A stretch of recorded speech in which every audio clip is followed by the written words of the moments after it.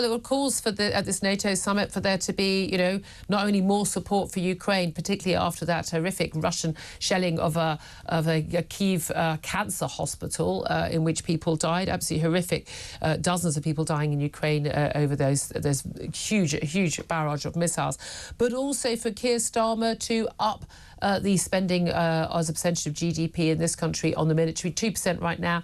He hasn't committed to spend the 2.5% by any particular time. But we've got, as often is the case, a former military leader, General Sir Patrick Sanders, former head of the army. He has said that actually, it should be 3%, and the world is more dangerous now than at any point since 1945.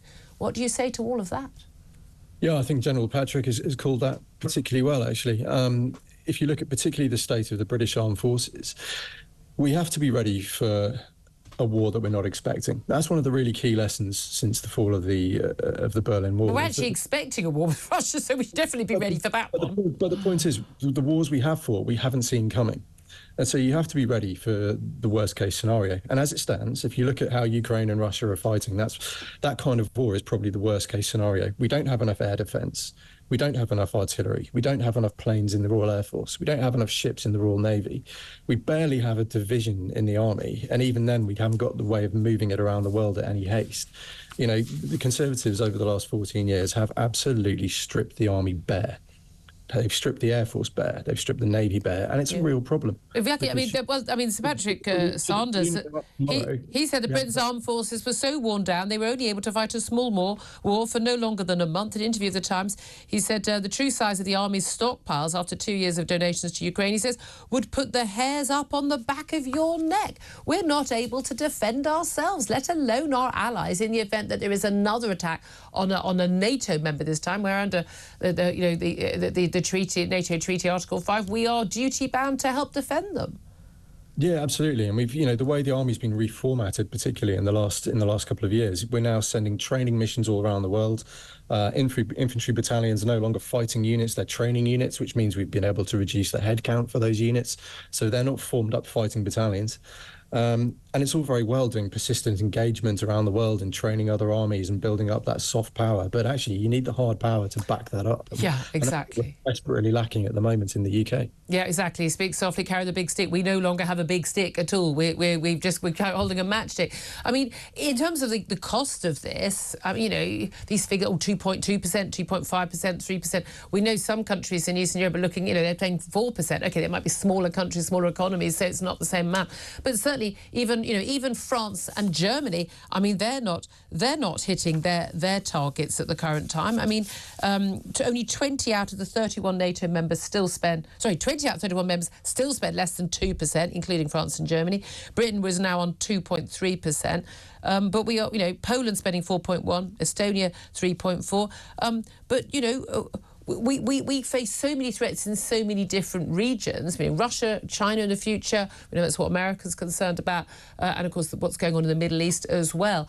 It is amazing that our political leaders haven't been pushing for this, and that every military commander that leaves office speaks out about it. Do you think there's any likelihood that Keir Starmer will get that message and will do that spending, or is it so politically uncomfortable because it's so expensive and there'll be so many other competing demands for, public cash? Look, American criticism that European leaders have been freeloading off them for their defence is absolutely bang on. We can't deny the fact that we've been over-reliant on the Americans. And I think, we're entering an era now where the Americans perhaps aren't as reliable as they used to be. And so we do need to take action on that. But it goes slightly deeper, because even if you are spending to 3%, 4%, you then have to recruit the soldiers, the airmen, the sailors. You then have you have to have somewhere for them to live. You have to have vehicles for them to drive around in or fly or sail in. And so to scale up the armed forces, once you've slashed it to the bone in the way that the Conservatives did, is incredibly hard to do. And it's a thing that's not going to happen quickly. And you can't just throw money at this problem and make it go away. Unfortunately, we've got serious questions to ask about how we're going to reconstruct our defences. It seems to me this is just another classic example of the difficult decisions, the expensive decisions, whether it's on pensions or social care or things like that, with net zero. Again, which I totally disapprove of, but but they deliberately they keep. All the parties were saying they're keeping it, apart from reform, but they're just pushing it further backwards. The governments in Britain, we don't take long-term decisions. We just kind of push everything to the long grass, and then of course, if and when we do need to go onto a war footing, it will cost 10 times as much and puts us at risk. Yeah, we think in 5-year electoral cycles.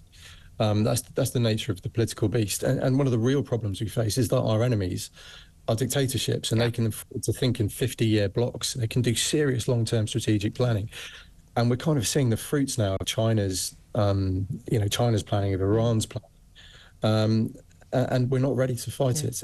It's a really dire situation. Do you think, in terms of a really strong Russian, massive Russian attack on Ukraine yesterday, I say, dozens dying, the timing of that with both sort of a brand new government in the UK, but also chaos in France, big debates going on in America about Joe Biden's fitness for office. Do you think that Putin was kind of taking advantage of all of that democratic chaos? I mean, no more so than he has done over the last couple of years. I mean, I don't know if he would have deliberately targeted a hospital, but the fact is that if he hadn't invaded, a country that he shouldn't have in the first place, this would never have happened. I think it's really interesting that Ukraine and Gaza are going on at the same time. I think, there's definitely a link between the two, and autocratic countries are pushing a war on two fronts. And curiously enough, Mehdi Hassan and Owen Jones were very quiet on that hospital bombing. Yeah, weren't they? Interesting. Absolutely appalled by any death of any innocent child in any war, but only if it involves Israel. Always funny that, isn't it? Andrew Fox, great to talk to you. Thank you very much indeed.